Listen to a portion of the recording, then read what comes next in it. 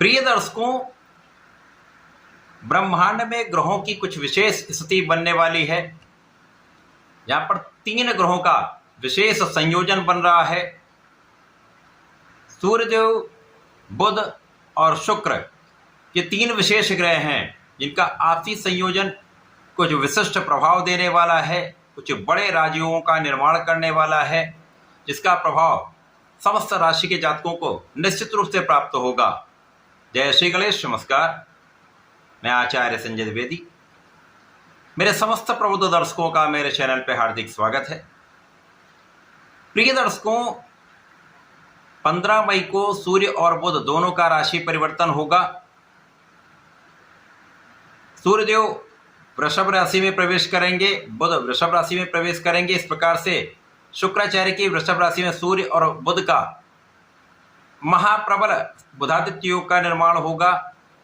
तथा यदि इस समय का हम अवलोकन करें तो शुक्राचार्य 14 मई को परिवर्तन करके बुध की राशि में प्रवेश कर चुके हैं। जहाँ पर मिथुन राशि में शुक्राचार्य गुरु के साथ में होंगे। सूर्य और बुध का शुक्र की राशि में प्रवेश होगा, जिसके कारण प्रबल बुधादित्य योग के साथ साथ परिवर्तन महाराजों का निर्माण भी हो रहा है, जो निश्चित रूप से सूर्य, बुध और शुक्राचार्य के कार्यकत्व में वृद्धि करने वाला है, जो निश्चित रूप से अति विशेष प्रभाव देगा, कुछ बड़े लाभ प्रदान करने वाला है। प्रिय दर्शकों, आज मैं मिथुन राशि के लिए सूर्य और बुध के इस राशि परिवर्तन का, इस महासंयोजन का किस प्रकार का लाभ आपको प्राप्त होने वाला है, इन स्थितियों में आपको कितना लाभ मिल सकता है, कितनी प्रगति का अवसर मिलेगा, अथवा कहीं पर समस्या है तो उसका क्या निराकरण है, संपूर्ण विश्लेषण मैं पूर्ण तर्क के साथ करने जाऊँ। प्रिय दर्शकों, इस राशिफल को आप अपने लग्न तथा राशि दोनों के अनुसार देख सकते हैं। अब यहाँ पर यदि हम अवलोकन करें तो मिथुन राशि के लिए सूर्य भी अतिमित्र के भाव में है, शुक्राचार्य भी अतिमित्र के भाव में है, जिसके कारण ये अति विशिष्ट प्रभाव देने वाला परिवर्तन हो रहा है। यद्यपि ये परिवर्तन मिथुन राशि के लिए 12वें भाव में होगा, परंतु सूर्य को कोई त्रिकदोष नहीं लगता है।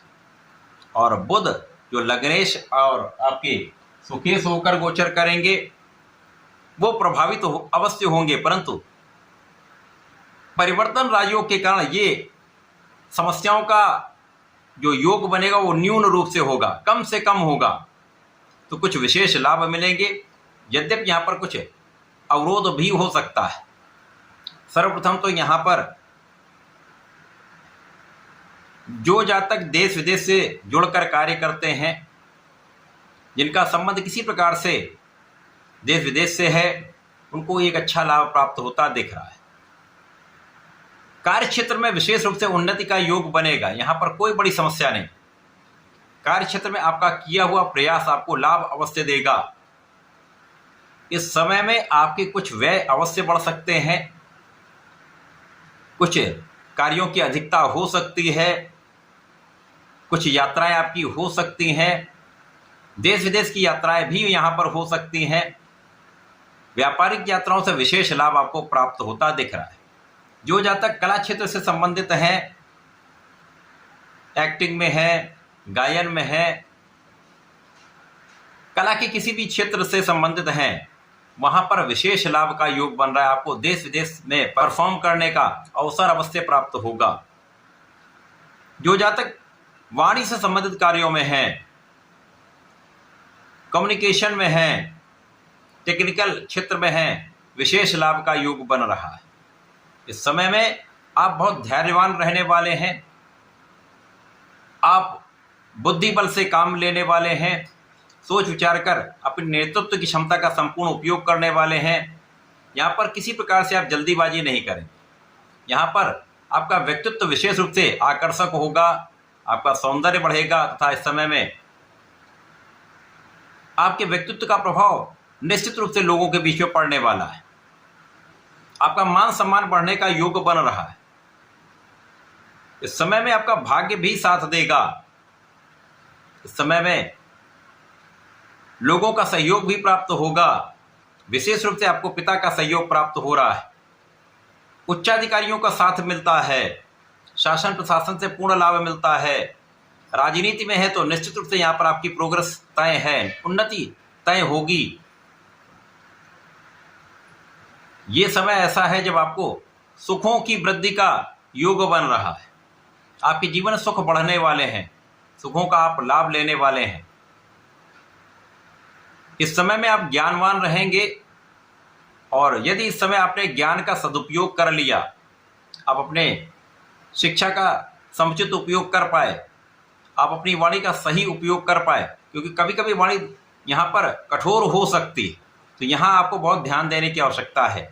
वाणी पर नियंत्रण, सौम्यता, ये आपके लिए अत्यंत आवश्यक है।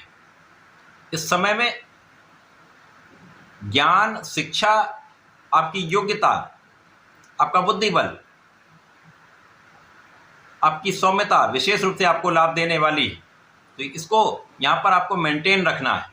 हो सकता है इसमें आप जो भी कार्य करते हैं, जो भी कार्य कर रहे हैं, उसमें कुछ अधिक प्रयास करना पड़ेगा, कुछ परिश्रम बढ़ सकता है, लेकिन सफलता भी आपको मिलने का पूर्ण योग बन रहा है।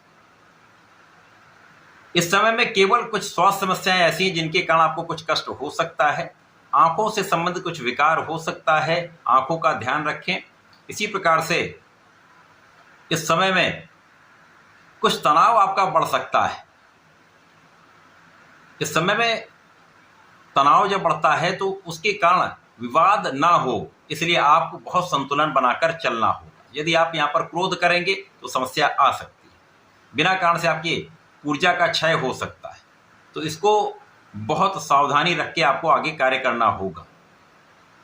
बाकी इस समय कोई बड़ी समस्या नहीं आएगी, जीवन साथी के साथ भी सहयोग अच्छा रहेगा, साझेदारी में भी अच्छा लाभ मिलता दिख रहा है।